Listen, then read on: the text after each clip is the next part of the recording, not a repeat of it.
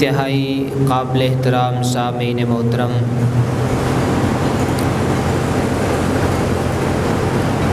حضرت آدم علیہ السلام سے لے کے آج تک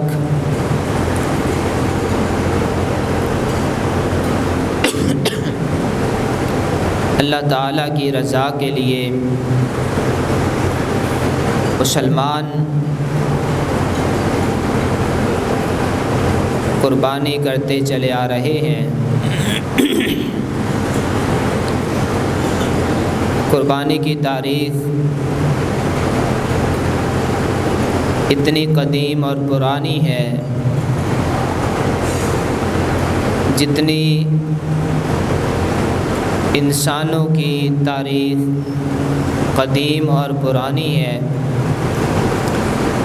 دوسرے لفظوں میں اس بات کو آپ یوں سمجھ لیں کہ جب سے اللہ رب العزت نے دنیا میں انسانوں کا سلسلہ شروع فرمایا ہے، تب سے ہی اللہ رب العزت نے قربانی کا عمل مسلمانوں میں رکھا ہے، جس کی واضح اور بہت بڑی دلیل حضرت آدم علیہ السلام کے بیٹوں کا قصہ ہے۔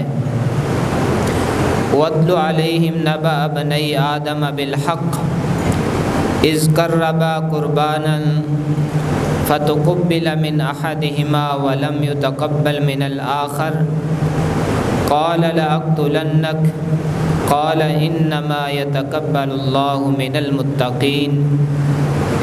آدم علیہ السلام کے دو بیٹوں نے قربانی کا عمل کیا۔ اللہ رب العزت نے ایک کی قربانی کو قبول کر لیا اور دوسرے کی قربانی کو قبول نہیں کیا، تو ایک بھائی دوسرے سے کہنے لگا لَأَقْتُلَنَّكَ، میں تمہیں قتل کر دوں گا۔ حابیل اور قابیل کا قصہ قرآن مجید میں بڑا مشہور و معروف ہے۔ حابیل کی قربانی اللہ رب العزت نے قبول فرمائی اور قابیل کی قربانی کو قبول نہیں کیا گیا۔ یہ قرآن مجید کا قصہ ہے اور بالکل واضح اور سادہ الفاظ میں قصہ ہے۔ اس واقعہ سے یہ بات سمجھ آتی ہے کہ یہ قربانی آج یا کل کا عمل نہیں ہے، یا اس کا تعلق صرف آخری امت کے ساتھ نہیں ہے، بلکہ قربانی کا عمل آدم علیہ السلام سے چلا رہا ہے اور انشاءاللہ قیامت تک یہ عمل چلتا رہے گا۔ لیکن باقاعدہ قربانی، ہر سال قربانی کا عمل، یہ سیدنا ابراہیم علیہ السلام سے شروع کیا گیا۔ اس سے پہلے عمل موجود تھا لیکن اس میں باقاعدگی نہیں تھی۔ آدمی جب چاہتا اللہ رب العزت کی رضا کے لیے قربانی کر دیتا، جانور ذبح کر دیتا، لیکن جب ابراہیم علیہ السلام نے اپنے بیٹے حضرت اسماعیل علیہ السلام کی گردن پہ چھری کو چلایا، اللہ رب العزت نے بیٹے کو بچا لیا اور بیٹے کی جگہ پہ ایک جانور کو ذبح کروا دیا۔ تب سے اللہ رب العزت نے اس سنت کو باقاعدہ بنا دیا، ہر امت کے لیے اس عمل کو رکھ دیا، اور قرآن مجید نے بھی اس واقعہ کا ذکر کیا، حضرت ابراہیم علیہ السلام کا اپنے بیٹے کو ذبح کرنا اور پھر اس کی جگہ پہ جانور کو ذبح کرنا۔ اس قربانی کا ذکر قرآن مجید میں موجود ہے۔ اللہ رب العزت نے فرمایا کہ یہ بہت بڑی آزمائش تھی جو ابراہیم علیہ السلام پہ ڈالی گئی، لیکن ابراہیم علیہ السلام اس آزمائش میں پورا اترے۔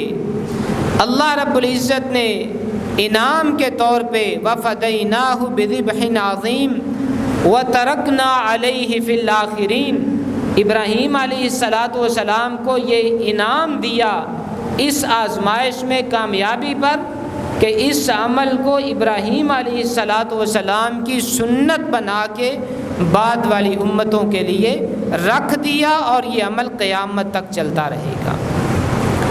ابراہیم علیہ السلام کے بعد انبیاء کرام یہ قربانی کرتے رہے، اور پھر سب سے آخری پیغمبر میرے اور آپ کے پیر و مرشد ہادی رہبر و رہنما سیدنا محمد الرسول اللہ صلی اللہ علیہ وسلم اس دنیا میں تشریف لائے تو آپ نے بھی قربانی والا عمل کیا۔ اس کا یہ مطلب نہیں ہے کہ قربانی صرف آخری امت کے لیے تھی، بلکہ آدم علیہ السلام سے لے کے آخری پیغمبر تک اور آخری پیغمبر سے لے کے قیامت تک یہ قربانی کا عمل جاری و ساری رہا اور انشاءاللہ رہے گا۔ قربانی پر بہت سارے اعتراضات ہر دور میں لوگ کرتے رہے، جیسا کہ آج کل بھی بہت سارے لوگ قربانی کے عمل کو اس پر اعتراض کرتے ہیں کہ یہ فضول خرچی ہے، نعوذ باللہ، یا وہ کہتے ہیں کہ یہ قربانی والا جو عمل ہے اس کی بجائے ان پیسوں کو فلاحی کاموں میں لگا دیا جائے، غریبوں کی مدد کر دی جائے یا کسی اور کام میں لگا دیا جائے، قربانی کا عمل نہ بھی کیا جائے تو ٹھیک ہے۔ یہ الحاد ہے، یہ لا دینیت ہے، یہ دین کا فہم نہ ہونا ہے، اور یہ دین سے دوری ہے۔ وہ لوگ نہیں سمجھتے کہ اللہ رب العزت نے قربانی کے اندر حکمتیں کتنی رکھی ہیں، اور حقیقت یہ ہے کہ یہ قربانی یہ انسانوں کے لیے، انسانوں کی معیشت کے لیے، غربا، محتاجوں اور حقداروں کے لیے قربانی کا عمل کسی طور پہ بھی نقصان دہ نہیں ہے، بلکہ یہ فائدہ مند ہے کسی بھی اعتبار سے دیکھ لیا جائے۔ اگر آپ قربانی کا عمل اس زاویے سے دیکھیں کہ اس سے ملتا کیا ہے آخرت میں، یہ تو ایک الگ بات ہے۔ اللہ کا تقرب، اللہ کی رضا، سنت پہ عمل اور سنت ابراہیم پہ عمل اور ملت ابراہیم پہ عمل اور اللہ رب العزت کی رضا اور آخرت میں اجر اور ثواب، یہ ساری بحث الگ ہے، یہ ساری گفتگو الگ ہے۔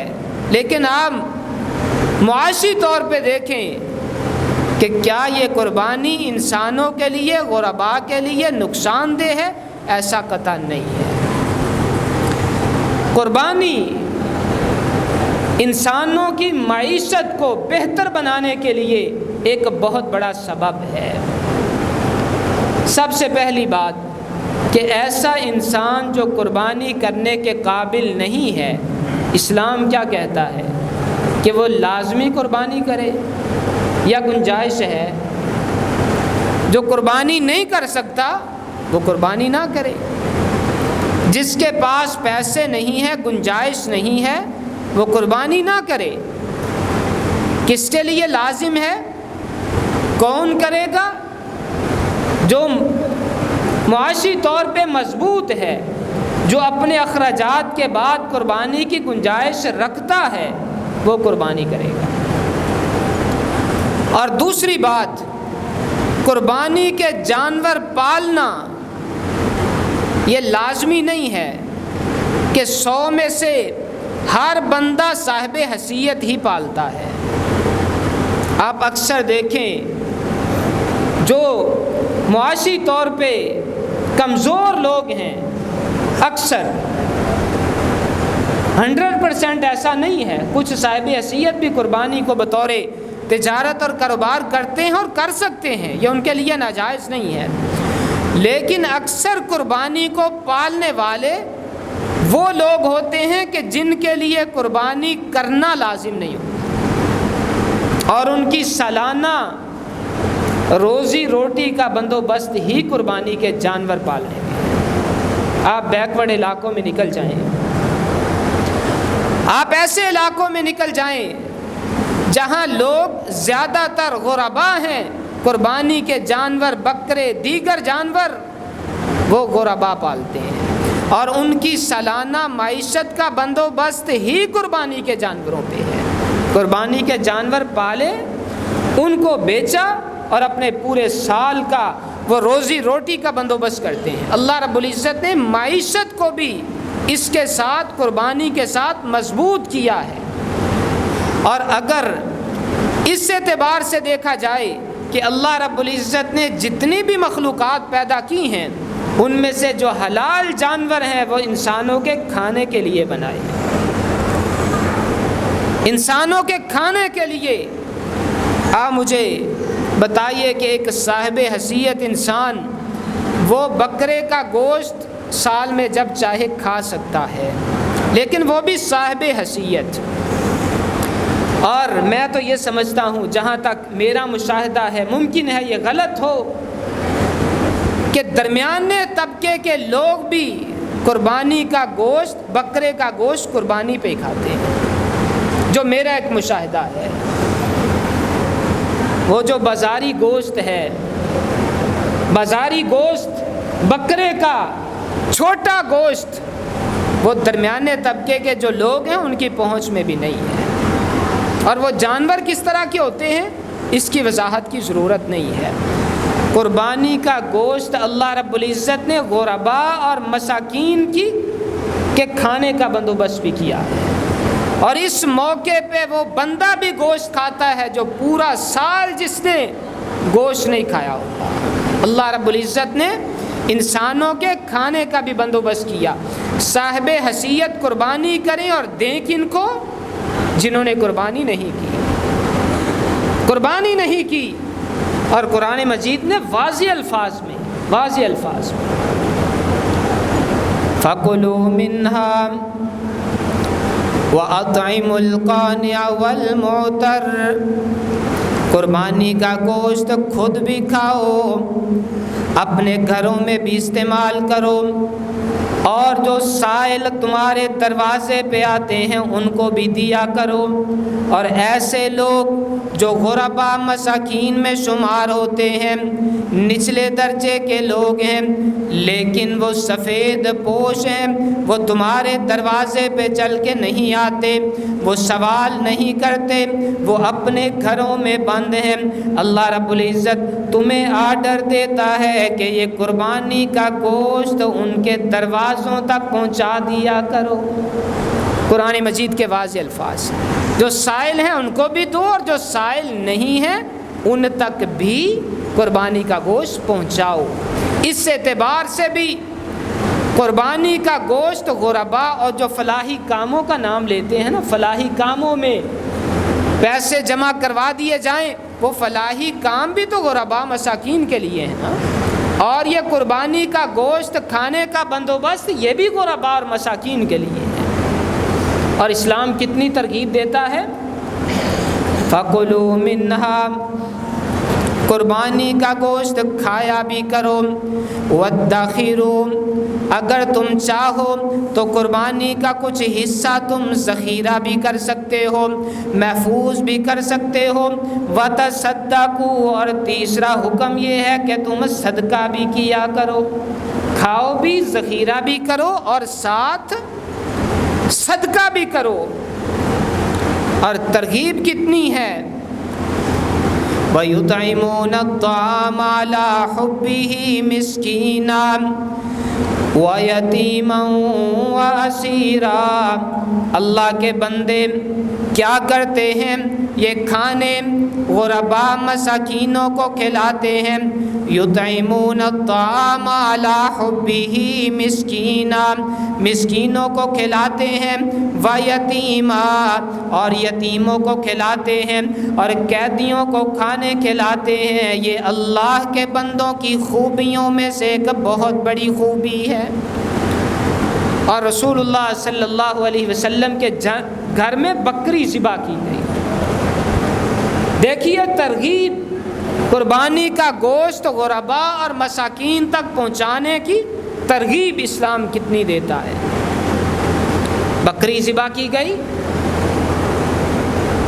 رسول اللہ صلی اللہ علیہ وسلم نے اپنی اہلیہ سیدہ عائشہ رضی اللہ تعالی عنہا کو حکم دیا کہ اس کا گوشت تقسیم کیا جائے۔ یہ قربانی کی بات نہیں ہے، یہ عام بکری ذبح کی۔ سیدہ عائشہ رضی اللہ تعالی عنہا بھی نبی صلی اللہ علیہ وسلم کی تربیت یافتہ تھی، آپ کے گھر میں زندگی گزارنے والی تھی اور آپ سے تربیت حاصل کرنے والی تھی۔ سارا گوشت تقسیم کر دیا، تھوڑا سا بکری ذبح کی، سارا تقسیم کر دیا، تھوڑا سا گوشت گھر کے لیے رکھا۔ رسول اللہ صلی اللہ علیہ وسلم تشریف لائے، پوچھا عائشہ کچھ گوشت بچا ہے؟ بات سننے والی ہے، قربانی کرنے والے میرے بھائی بزرگ اس بات کو دھیان سے سنیے گا، اور خطبہ سننے والی میری مائیں بہنیں، فریضے بھی موجود ہیں لیکن یہ حدیث بھی سن لیجئے، یہ بات بھی سن لیجئے۔ پوچھا عائشہ رضی اللہ تعالی عنہا کچھ بچا ہے؟ فرماتی ہیں اللہ کے رسول صلی اللہ علیہ وسلم میں نے سارا کچھ دے دیا، صرف یہ تھوڑا سا گوشت بچا ہے، تھوڑا سا بچا ہے۔ آپ نے فرمایا میری اہلیہ بچا یہ نہیں، بچا وہ ہے جو تو نے دے دیا ہے، وہ بچا ہے، یہ نہیں بچا، بچا وہ ہے جو تو نے اللہ کے راستے میں دے دیا، وہ تم نے آخرت کے لیے بچا لیا، یہ تو گھر میں کھا لیا، یہ نہیں بچا۔ اس وجہ سے قربانی کے حوالے سے غربا اور مساکین کو اور حقداروں کو گوشت دینے کے حوالے سے جو اسلام ترغیب دیتا ہے، اس کو ہمیشہ مد نظر رکھیے، اس کو نہ بھلائیے۔ اور یہ قربانی اللہ رب العزت نے جہاں اجر و ثواب کا باعث رکھا ہے، جہاں یہ سنت رکھی ہے، اور جہاں یہ اللہ رب العزت کے تقرب کا ایک ذریعہ ہے، اللہ کی نزدیکی کا ایک ذریعہ ہے، وہاں اللہ رب العزت نے قربانی غربا اور محتاجوں کے لیے اور مساکین کے لیے تعاون کا ایک ذریعہ بھی رکھا ہے، اور قربانی کی حکمتوں میں سے ایک یہ حکمت ہے۔ اور تیسری بات کہ یہ قربانی کے جانور، ایسے لوگ جو قربانی کی مخالفت کرتے ہیں اور وہ کہتے ہیں کہ یہ جو عمدہ گوشت ہوتا ہے یہ قربانی پہ سارا ختم ہو جاتا ہے اور باقی سارے سال کے لیے اچھے جانور نہیں بچتے، یہ ان کی ذہنی اختراع ہے، ذہنی اختراع ہے۔ آپ مجھے بتائیے جن جانوروں کی قربانی نہیں کی جاتی، جن جانوروں کی قربانی نہیں کی جاتی، وہ بہترین گوشت مارکیٹ میں ملتا ہے؟ یہ تو 4-5 جانور ہیں نا جو قربانی کے لیے ہیں۔ مثال کے طور پہ اللہ رب العزت نے حکم دیا جانوروں کی پیداوار اتنی بڑھا دی، اتنی زیادہ کر دی، جتنے ذبح کیے جاتے ہیں اللہ رب العزت پیداوار اس سے کہیں زیادہ بڑھا دیتا ہے۔ سارا سال مرغی کا گوشت، اور وہ بھی کون سا؟ برائلر، فارمی۔ آپ مجھے بتائیے مرغی تو قربانی نہیں ہوتی، دیسی مرغی مارکیٹ میں کتنی ہے؟ جو اصلی دیسی مرغی ہے وہ مارکیٹ میں کتنی ہے؟ قربانی کے جانور پہ تو اعتراض ہو گیا کہ سارے جانور جو اچھے ہوتے ہیں وہ قربانی پہ ذبح ہو گئے، سارے سال کے لیے اچھا گوشت نہیں ملتا۔ یہ کن لوگوں کی بات ہے؟ جو لادین ہیں، بے دینوں کی بات۔ آپ کے لیے یہ گفتگو نہیں ہے، یہ صرف قربانی کی اہمیت کے حوالے سے یہ باتیں ہمیشہ مد نظر رہنی چاہیے ہر اس بندے کے جو قربانی کرنا چاہتا ہے، تاکہ قربانی کی اہمیت اس کے ذہن میں موجود ہو۔ اور دیگر جانور ہیں جو قربانی نہیں کیے جاتے لیکن ان کی تعداد پیداوار وہ بہت کم ہے، مارکیٹ میں وہ ملتے ہی نہیں ہیں۔ اس وجہ سے یہ اعتراض بھی غلط ہے قربانی پہ کہ جی قربانی پہ جانور ذبح ہو جاتے ہیں لہٰذا اچھا گوشت لوگوں تک نہیں پہنچتا۔ قربانی کرنے کے حوالے سے ہر وہ انسان جو قربانی کرنا چاہتا ہے، اللہ رب العزت نے جیسے ہر عمل سنت کے ساتھ اس کو جوڑ دیا ہے، سنت کے مطابق ہے تو وہ مقبول ہے، اور اگر وہ عمل سنت کے مطابق نہیں ہے تو وہ مقبول نہیں ہے۔ قربانی بھی سنت کے مطابق۔ اس کی شرائط جو رسول اللہ صلی اللہ علیہ وسلم نے بتائی ہیں، ان شرائط کے مطابق سب سے پہلے قربانی کرنے والے کے لیے کون سی شرائط ہیں؟ اس کا عقیدہ توحید ہونا چاہیے۔ عقیدہ توحید کے بغیر آپ 100 جانور بھی ذبح کریں، اللہ کو وہ قابل قبول نہیں ہے۔ مشرک کا کوئی عمل اللہ کی بارگاہ میں مقبول نہیں ہے، بلکہ اگلے اعمال تو دور کی بات، اس کے سابقہ عمل بھی برباد ہو جاتے ہیں۔ مشرک کے سابقہ اعمال بھی برباد ہو جاتے ہیں۔ سورہ زمر میں اللہ رب العزت نے فرمایا لَإِنْ أَشْرَكْتَ لَيَحْبَطَنَّ عَمَلُكَ۔ رسول اللہ صلی اللہ علیہ وسلم کو مخاطب کیا، حالانکہ آپ سے شرک سرزد ہو ہی نہیں سکتا، لیکن امت کو سمجھانے کے لیے رسول اللہ صلی اللہ علیہ وسلم کو مخاطب کیا، اے اللہ کے پیغمبر، اگر آپ سے بھی شرک سرزد ہو گیا سارے اعمال برباد ہو جائیں گے۔ یہ قرآنی آیت ہے، لَإِنْ أَشْرَكْتَ لَيَحْبَطَنَّ عَمَلُكَ، اگر آپ نے بھی شرک کیا اعمال برباد ہو جائیں گے۔ حالانکہ رسول اللہ صلی اللہ علیہ وسلم شرک کرنا تو دور کی بات ہے، شرک کے قریب بھی نہیں جا سکتے۔ آپ تو لوگوں کو شرک سے روکنے کے لیے دنیا میں تشریف لائے ہیں۔ اگر اللہ کے نبی صلی اللہ علیہ وسلم کے بارے میں اتنی سخت وعید ہے تو پھر عام آدمی شرک کرے اور اس کی اعمال باقی رہیں؟ ایسا نہیں ہو سکتا۔ اللہ رب العزت نے بے شمار انبیاء کا نام لیا، 7واں پارہ، اور انبیاء کا نام لینے کے بعد فرمایا لَإِنْ أَشْرَكُوا لَحَبِطَ عَنْهُمْ مَا كَانُوا يَعْمَلُونَ، اگر یہ انبیاء بھی شرک کرتے اللہ ان کے اعمال بھی برباد کر دیتے۔ 20 سے زیادہ انبیاء کا نام لیا، اور انبیاء بھی کون سے؟ جلیل القدر، ابراہیم علیہ السلام، موسیٰ علیہ السلام، ادریس علیہ السلام، یونس علیہ السلام، زکریا علیہ السلام، بڑے بڑے انبیاء کا نام لیا، پھر فرمایا اگر یہ شرک کرتے ان کی اعمال برباد ہو جاتے۔ انبیاء شرک نہیں کرتے، یہ ہمیں سمجھانے کے لیے۔ انبیاء مشرک نہیں ہوتے، یہ مجھے اور آپ کو سمجھانے کے لیے۔ اس وجہ سے ایسا مسلمان جس کا عقیدہ توحید نہیں ہے، میرا مشورہ یہ ہے کہ پہلے وہ اپنے عقیدے کی اصلاح کرے، عقیدہ توحید بنائے، اس کے بعد قربانی کا جانور ذبح کرے، اللہ رب العزت عمل کو قبول کرے گا۔ دوسری شرط، نیت خالص ہو۔ اگر نیت خالص نہیں ہے، قربانی اللہ کی بارگاہ میں مقبول نہیں ہے۔ نیت صرف اللہ کی رضا، صرف اللہ کی رضا۔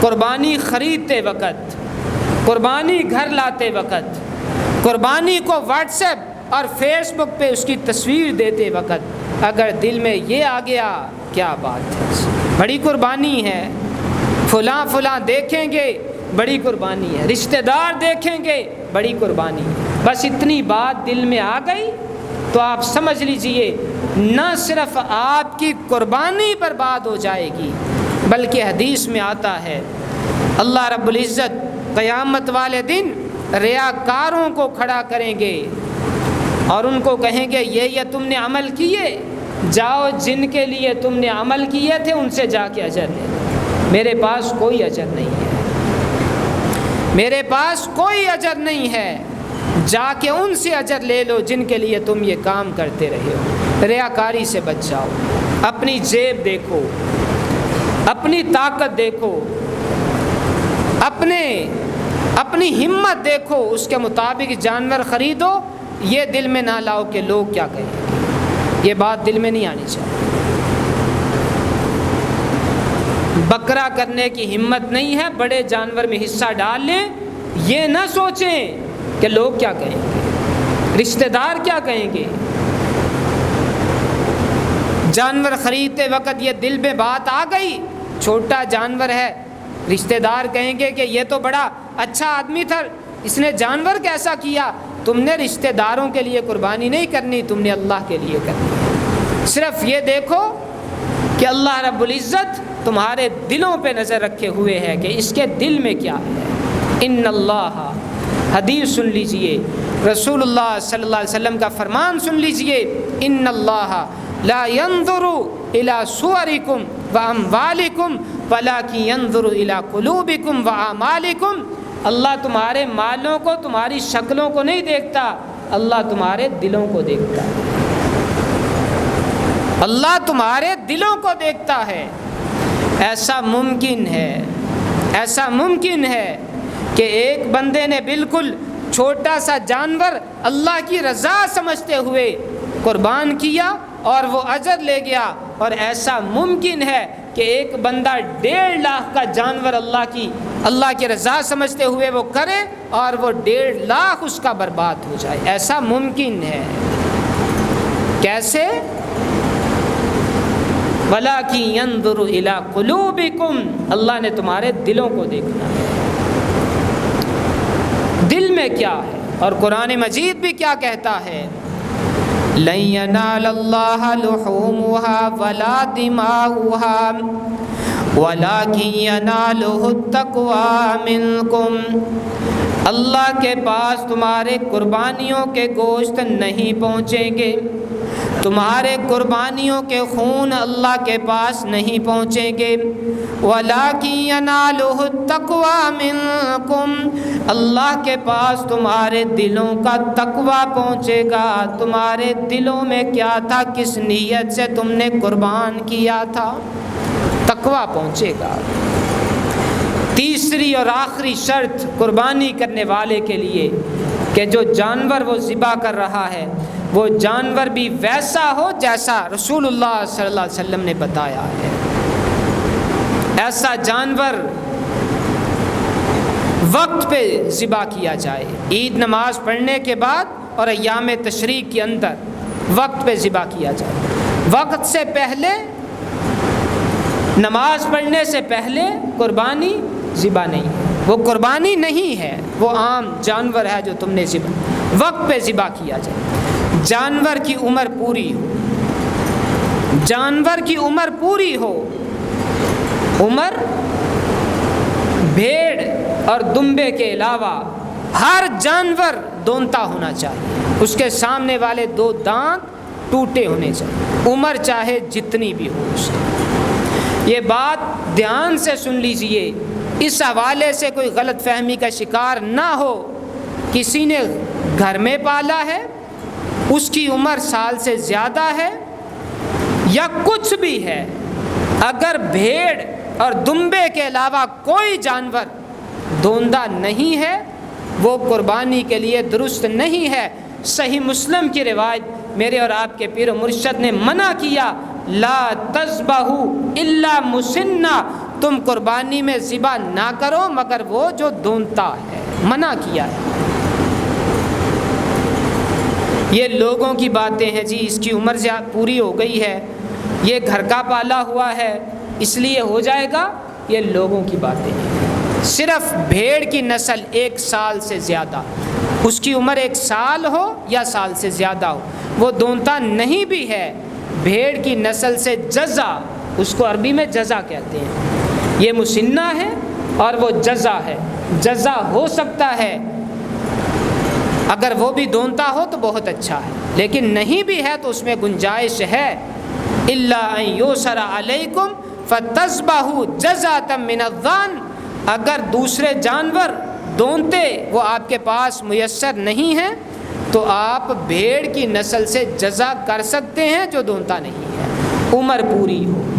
اور چوتھی بات یہ ہے کہ وہ بے عیب جانور، بے عیب جانور، اگر اس میں عیب ہے تو وہ جانور بھی قربانی کے لیے جائز نہیں ہے۔ عیب کیا ہو سکتا ہے؟ اس کے کان کٹے ہوں، پورے کٹے ہوں یا آدھے کٹے ہوں، بے شک وہ سامنے سے کٹا ہو یا پیچھے سے کٹا ہو، کان آدھا یا آدھے سے زیادہ کٹا ہو، تھوڑا بہت ٹک لگ جانا، 1 انچ تک لمبا کان ہے، تھوڑا بہت ٹک لگ جانا، چھوٹا سا سوراخ ہونا، اس کی گنجائش ہے۔ اتنے جانوروں کو زخم لگ ہی جاتے ہیں، لیکن سوراخ بڑا ہو یا کان آدھا کٹا ہو یا آدھے سے زیادہ کٹا ہو۔ اسی طرح انتہائی بوڑھا جانور،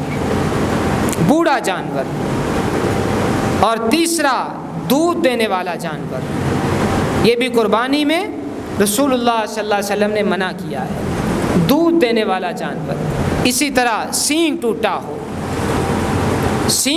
ہو، اس میں بھی وہی کان والی بات ہے کہ تھوڑا بہت سینگ اگر ٹوٹا ہے اس کی گنجائش ہے، آدھا سینگ ٹوٹا ہے یا مکمل سینگ ٹوٹا ہے، ایسا جانور ذبح کرنے سے پرہیز کریں، ذبح نہ کریں، سینگ کا مسئلہ ہو۔ اسی طرح جانوروں کے عیوب میں سے آنکھوں کا مسئلہ ہو، بالکل نابینا ہو یا اس کی ایک آنکھ خراب، جس کو کانا ہم کہتے ہیں، ایک آنکھ سے نظر آتا ہے، ایک آنکھ سے نظر نہیں آتا، ایسا جانور بھی قربانی میں ذبح نہ کریں، یہ بھی عیب ہے اور رسول اللہ صلی اللہ علیہ وسلم نے اس سے بھی منع کیا ہے۔ اسی طرح جانوروں کے عیوب میں سے زخمی جانور، گہرا زخم نظر آ رہا ہے کہ یہ زخمی ہے، بیمار جانور قربانی کے لیے جائز نہیں ہے۔ اسی طرح اس کی ٹانگ ٹوٹی ہے، منع ہے، ٹانگ ٹوٹی ہے، ایسا جانور قربانی کے لیے جائز نہیں ہے۔ یہاں ایک بات جو عام طور پہ بھائی پوچھتے ہیں کہ جانور جب لیا تھا تب ٹھیک تھا لیکن بعد میں بیمار ہو گیا یا اس کی ٹانگ ٹوٹ گئی، اگر آپ کے پاس ہمت ہے، توفیق ہے، آپ جانور چینج کر سکتے ہیں تو چینج ہی کریں، چاہے وہ خریدنے کے بعد ہی اس کے اندر عیب پیدا ہو، اس وجہ سے کہ عیب والا جانور ذبح کرنے سے رسول اللہ صلی اللہ علیہ وسلم نے منع کیا ہے۔ مجھے نہیں پتا کہ کسی حدیث میں اس کی اجازت ہو کہ خریدنے کے بعد اگر عیب پیدا ہو گیا تو وہ جائز، میں اس بات کو نہیں جانتا، یہ مسئلہ میرے علم میں نہیں ہے، میں نے نہیں سنا، میں نے نہیں پڑھا۔ اگر خریدنے کے بعد بھی عیب پیدا ہو گیا، چینج کرے جانور، اس کو تبدیل کریں اور صحیح جانور بغیر عیب کے جو